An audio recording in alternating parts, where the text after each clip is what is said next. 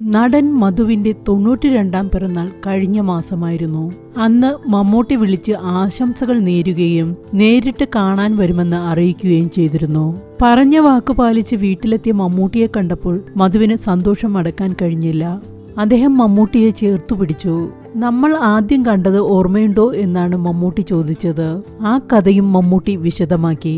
മധു sir അത് ഓർക്കാൻ വഴിയില്ല. 15കാരനായ ഞാൻ സാറിനെ ഇരുത്തി വള്ളം തുഴഞ്ഞിട്ടുണ്ട്.